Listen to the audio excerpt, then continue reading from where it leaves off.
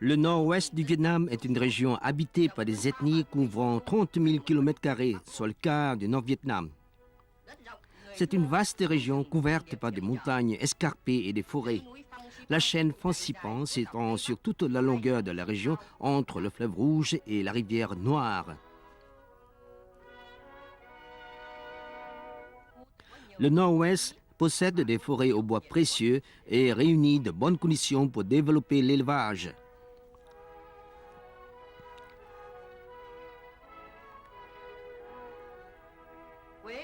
La cannelle, une ressource naturelle précieuse. Les produits forestiers riches, tout comme le riz est en abondance, peuvent assurer aux habitants de la région une vie aisée.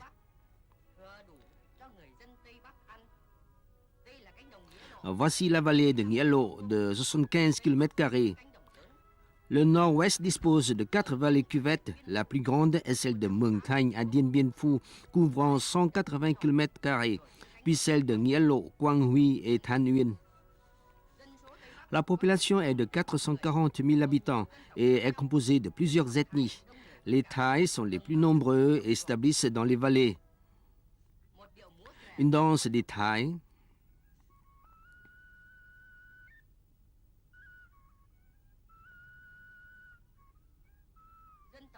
Les Mèo s'installent sur les hautes cimes et pratiquent les cultures sur brûlis, sur les pentes des montagnes.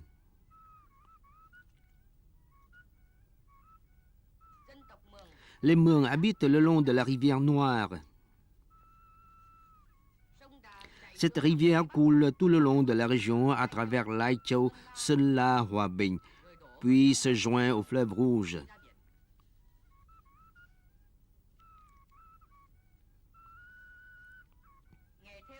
La broderie est un métier traditionnel des Mường, qui vivent aussi de la pêche.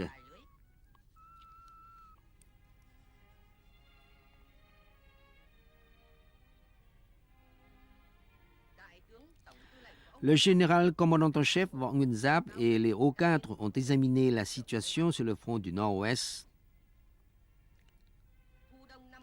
Automne-hiver 1950, l'ennemi essuie des échecs à Cao Bang et Lạng Sơn et attaqué vivement au nord-ouest, il a dû abandonner Giao Cai et Hòa Bình.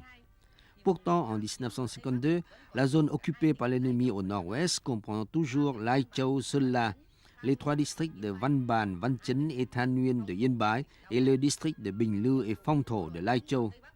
La tâche des troupes partant pour le nord-ouest est lourde et glorieuse. Entamant la campagne, toutes les unités ont tenu des études pour mieux saisir la tâche et la signification importante de la campagne. Les commandants ont présenté aux troupes les avantages et difficultés de la campagne pour que les troupes les surmontent. Ils soulèvent les principes d'opération correspondant à ce front, tout comme les comportements vis-à-vis des ethnies minoritaires.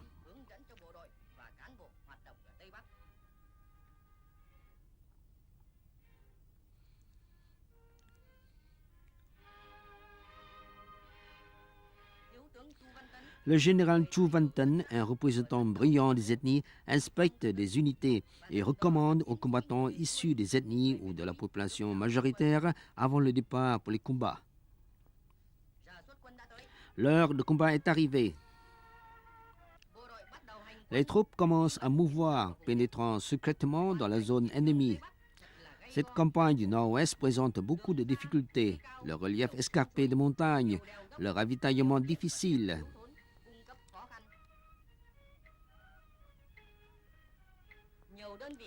Plusieurs unités ont dû marcher 3 ou 4 jours durant. Les sentiers sont souvent en pente vertigineuse et glissante et nos combattants se suivent et personne ne se laisse abandonner.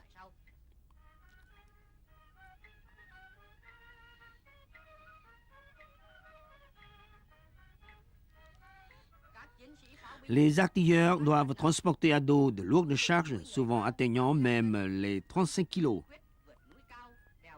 Et pourtant, ils arrivent toujours à bon port pour appuyer de leur feu les fantassins.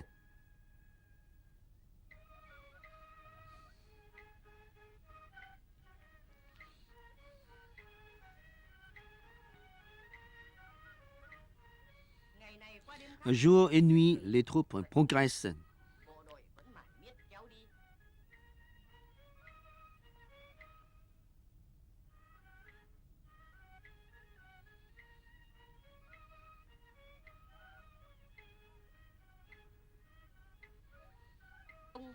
Les travailleurs volontaires emboîtent le pas aux combattants avec la détermination de bien ravitailler en vivres et munitions nos troupes.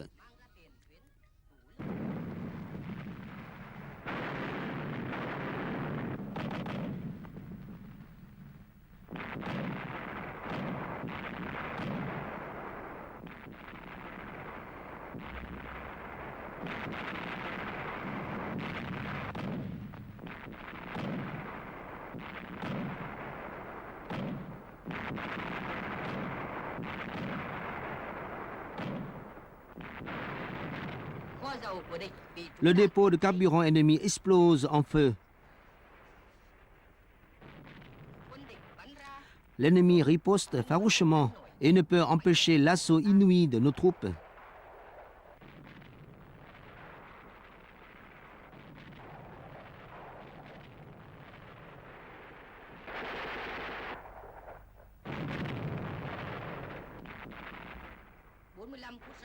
« 45 minutes après l'assaut, nos combattants sont déjà dans la cour de la position.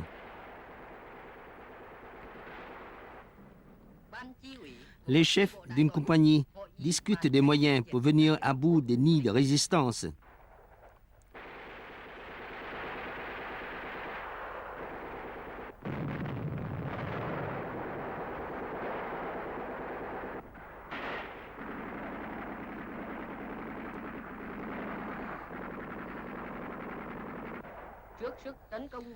Face à l'assaut impétueux de nos troupes, des colonnes ennemies s'extraient des abris souterrains pour se rendre.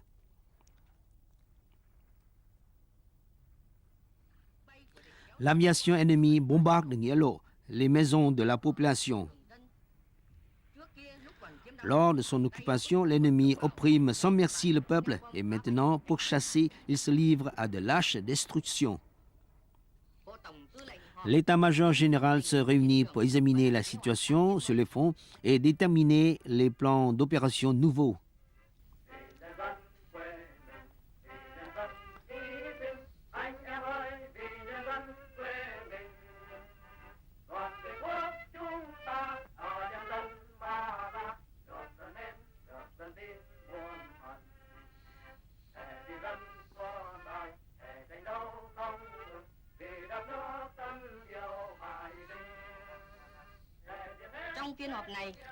À cette réunion, le général commandant en chef a décidé la traversée de la rivière Da, rivière Noire, donnant le feu vert à la deuxième étape de la campagne.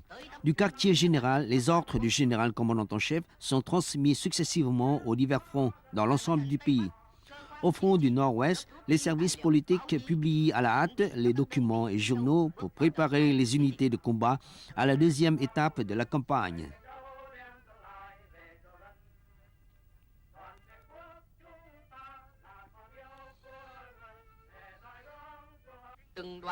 Des colonnes de travailleurs volontaires continuent de parcourir monts et vaux pour pénétrer profondément dans la région du Nord-Ouest.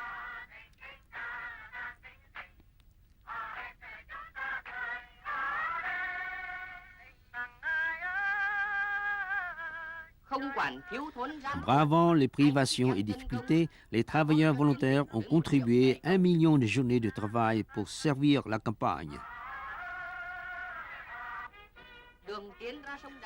Le chemin vers la rivière Da traverse des collines couvertes d'herbes sauvages dont les feuilles sont tranchantes comme des lames de couteau.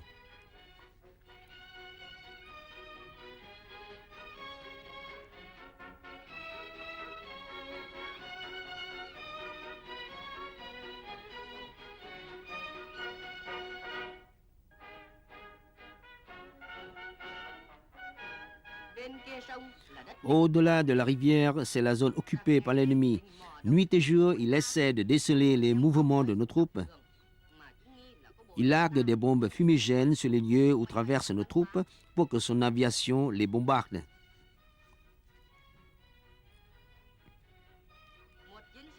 Un combattant monte la garde pour que son unité traverse la rivière Da. Il fait froid, l'eau coule vite, il manque de bac. Les ponts de fortune ne résistent pas au courant, de même que les radeaux. Et l'ennemi se trouve sur l'autre rive. Chaque jour, les avions ennemis scrutent et larguent des bombes sur les deux rives. Nos combattants ont cherché par tous les moyens pour traverser la rivière. Leurs armes sont placées sur de petits radeaux et ils nagent en poussant ces radeaux.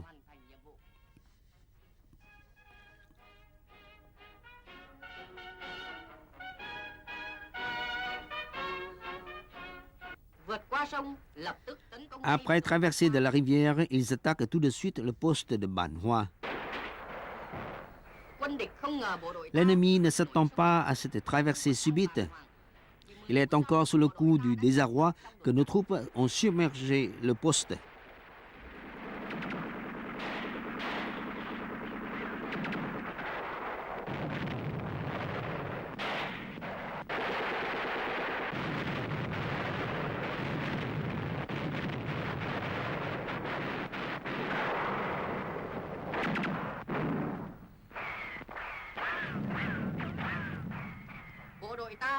Nos combattants progressent dans les tranchées, anéantissent les nids de résistance et capturent des prisonniers.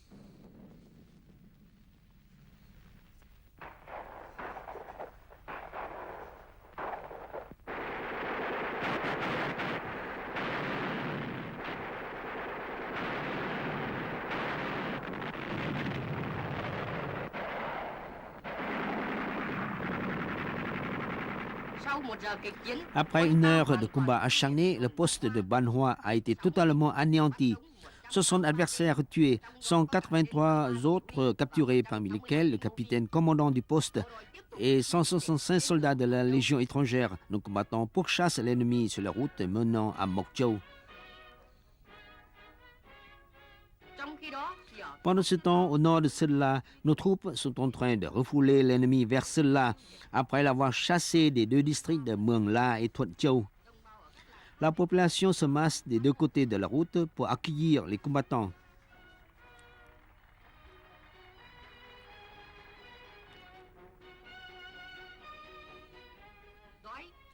La faim, la fatigue, mais nos combattants n'observent aucun répit dans la pourchasse de l'ennemi.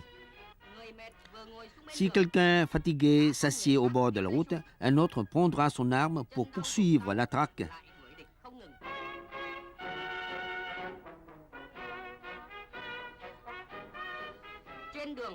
Sur la route, l'ennemi jette partout des armes, munitions. L'ennemi tire toujours pour barrer la route à nos troupes qui progressent vers Sơn-La.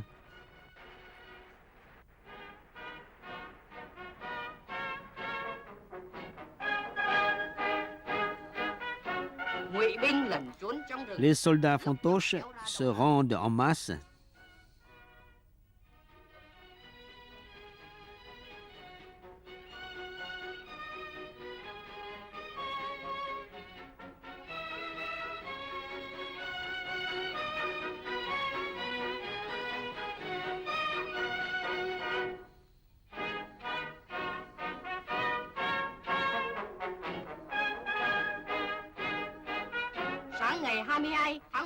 Le matin du 22 novembre 1952, après 2 nuits et 1 jour de pourchasse, nous entrons à Sơn-La.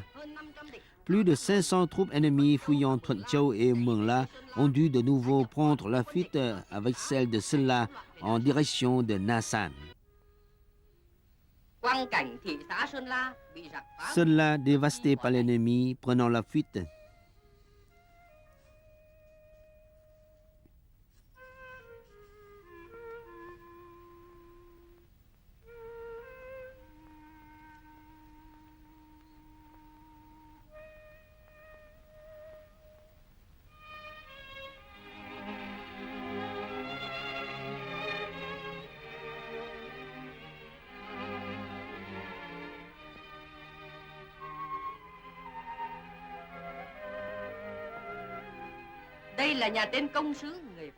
La maison du résident français à Sơn-La.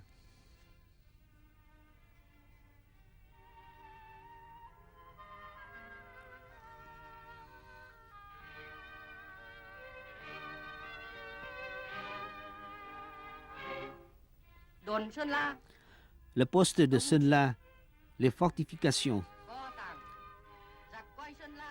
L'ennemi considère Sơn La comme l'une des deux capitales de sa région autonome thaï. Le poste de Sơn La est une position fortifiée commandant tout le sous-secteur de Sơn La. Il est aussi le quartier général du renseignement ennemi. Là, c'est la prison de Sơn La. Près d'un siècle dominant le Vietnam, les Français ont incarcéré dans ces caves des dizaines de milliers de révolutionnaires vietnamiens. Une cave ne pouvant contenir 20 personnes et pourtant ils y ont détenu 150 prisonniers politiques qui ont été torturés sans merci. Plusieurs des fils brillants de la nation y ont péri, mais sous la direction du parti, que ce soit au temps du colonialisme ou durant la résistance, les patriotes d'ici ont organisé leur formation politique et ont maintes fois mené des luttes opiniâtres. Ces caves sont devenues des endroits où sont formés les cadres de la révolution vietnamienne. La prison de Sơn La constitue une preuve des crimes immenses des colonialistes français, une manifestation de l'indomptabilité de la nation vietnamienne. Le 16 novembre, nos troupes franchissent la rivière Da et attaquent les lignes de défense ennemies sur la route 41. Leur aile sud traverse Van Yen, anéantit l'ennemi à Mok Châu et Yen Châu et le pourchasse jusqu'à Na San. L'aile nord traverse Quy Nhai, anéantit l'ennemi dans les 3 districts de Lai Châu et 2 districts de Sơn La. Le chef-lieu de Sơn La est libéré et l'ennemi pourchassé vers Na San. Les 2 ailes se joignent et encerclent Na San. Elles livrent des batailles à la périphérie, refoulant l'ennemi dans une situation critique. Par ailleurs, le 30 novembre, une autre aile libère Dien Bien Phu. Nos combattants sont en train d'interroger les officiers et soldats ennemis capturés lors de la libération de Dien Bien Phu. Le lieutenant-colonel Jean Sicard, commandant de Dien Bien Phu, un renard très rusé dans le complot de division des ethnies vietnamiennes.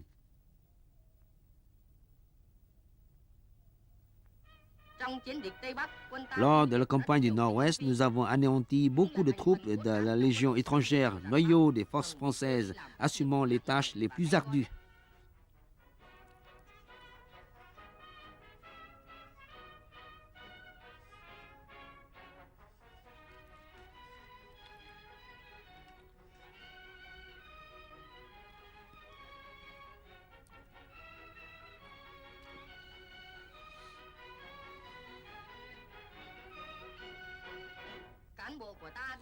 Nos cadres sont en train d'expliquer aux prisonniers la politique clémente du président Ho Chi Minh et de notre gouvernement et leur disent que leur tâche consiste à exiger le rapatriement, la paix et l'amitié entre les peuples.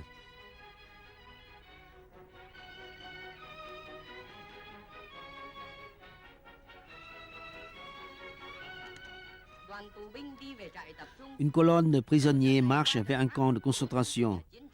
D'une bataille à une autre, le nombre de prisonniers sur le front du Nord-Ouest s'est élevé à 5000, dont plus d'un millier relevant de la Légion étrangère.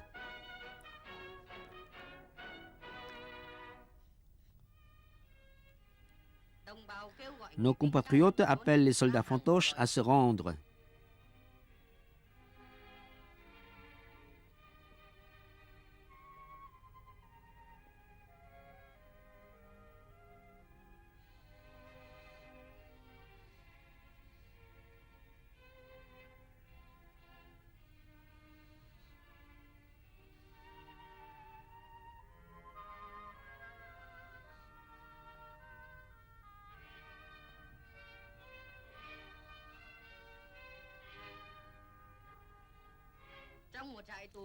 Dans un camp de prisonniers, les soldats fantoches d'origine ethnique sont traités convenablement. On leur explique la politique clémente du président Ho Chi Minh et le complot perfide des Français qui divisent les ethnies et opposent les Vietnamiens aux Vietnamiens.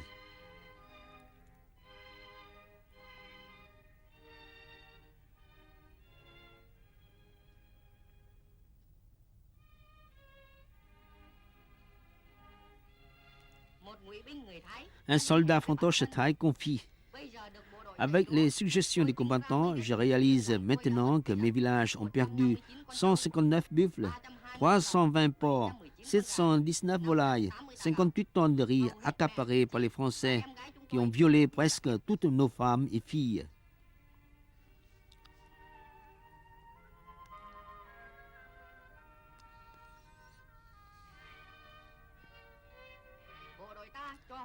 Nous permettons aux parents des soldats fantoches de leur rendre visite au camp.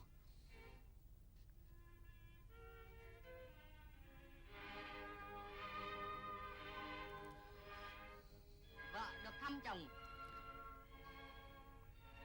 mẹ được thăm con. Les parents rendent visite à leurs proches.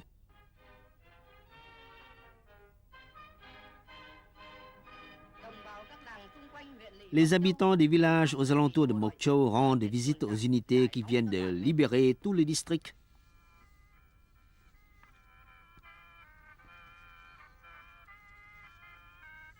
một ông chủ tịch xã Un président d'une commune nouvellement fondée thay mặt đồng bào formule les meilleurs vœux aux combattants.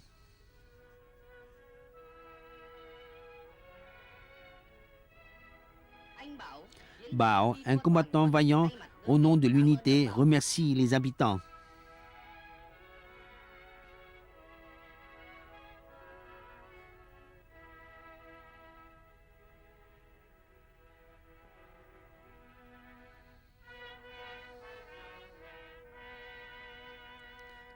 điệu múa quạt của dân La danse aux éventails de l'ethnie thaï,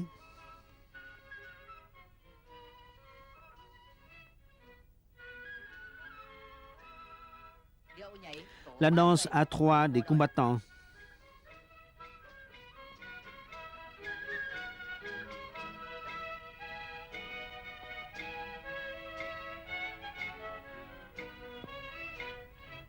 đồng bào cùng dân công và bộ đội les habitants ensemble avec les travailleurs volontaires, les combattants, dansent sous le portrait du président Ho Chi Minh.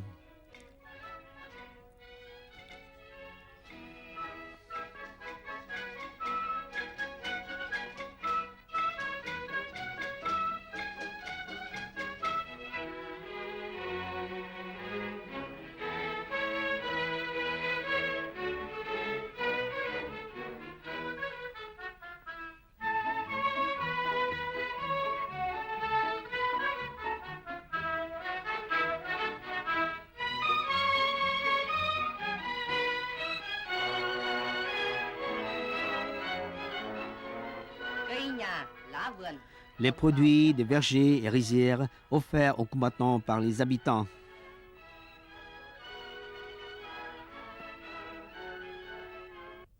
Tin chiến thắng lan về hậu Les nouvelles sur la victoire se répandent à l'arrière. Partout, la population se masse au bureau d'information pour écouter les annonces sur la victoire au nord-ouest.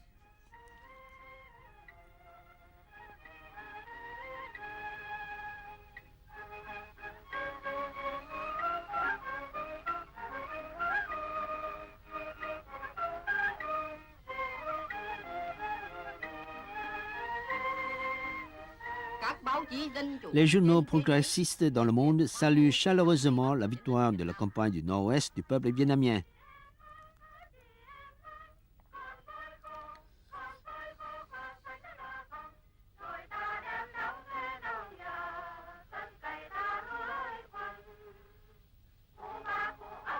nhân dân hậu phương La population à l'arrière rivalise d'ardeur dans la remise de l'impôt agraire en riz pour que nos combattants aient de quoi manger.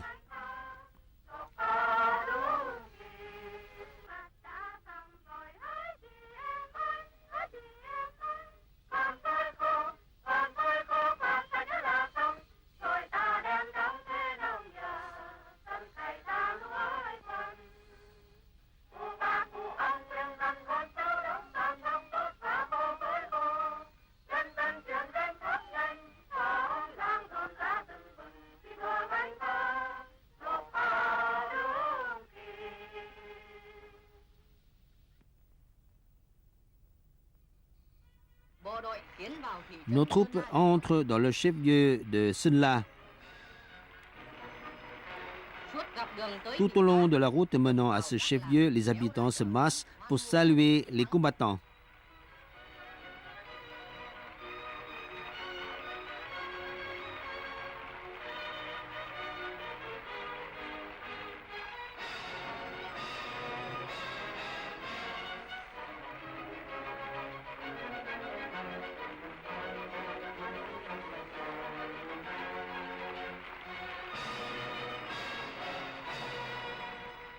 ban giải phóng thị xã Le comité de libération de Sơn-La, ensemble avec les représentants des troupes et de la population, fleurissent les tombes des révolutionnaires tués par l'ennemi comme Tô Hiệu. giặc Pháp dã man đã san phẳng hết các mồ mả.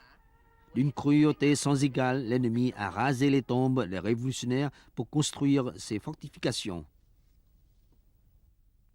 Tại đại bản doanh, Au quartier général, à une conférence militaire, le général commandant en chef analyse la situation sur le front du Nord-Ouest et soulève les tâches pour renforcer la zone libérée, édifier les forces locales et parer au complot ennemi. âm mưu của địch.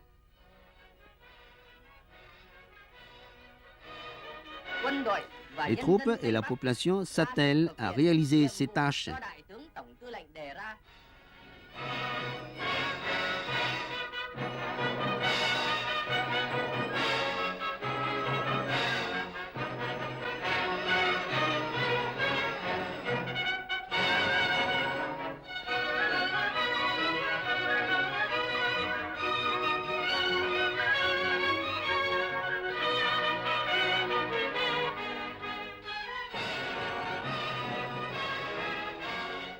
Các đội du kích được củng Les cố détachements de guerrilleros sont consolidés sur le plan politique et sont déterminés à anéantir l'ennemi.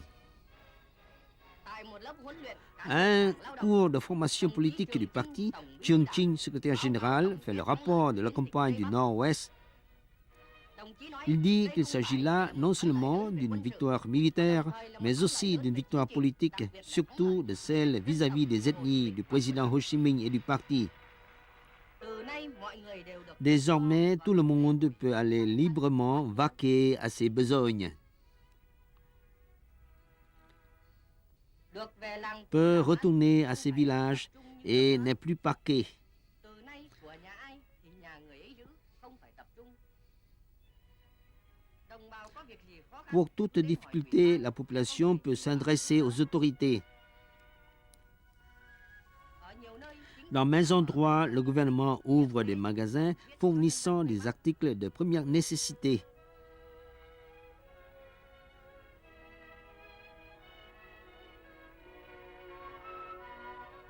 các ủy ban địa phương cũng phái cán bộ Les autorités envoient du sel aux villages lointains.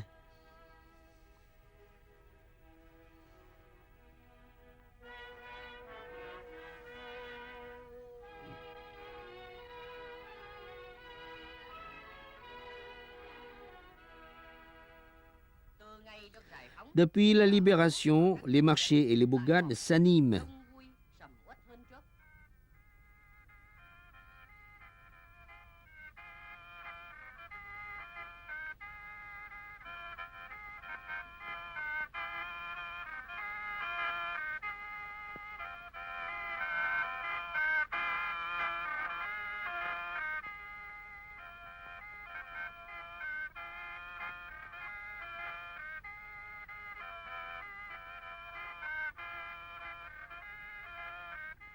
Đồng bào mèo Les mères dansent.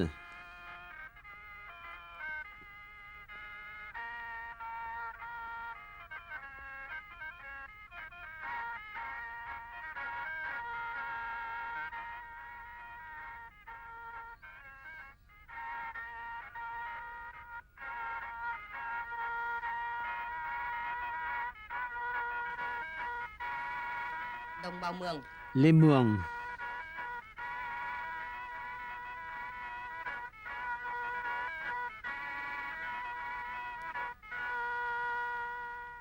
đồng bào Thái Les Thaïs.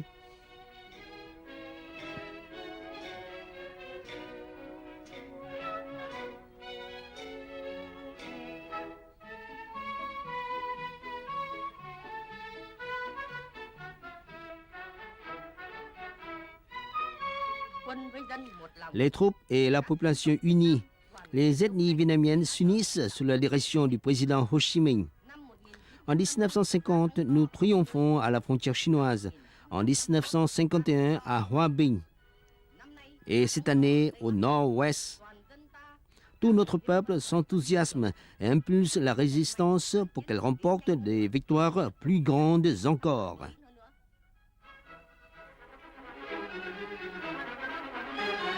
nữa.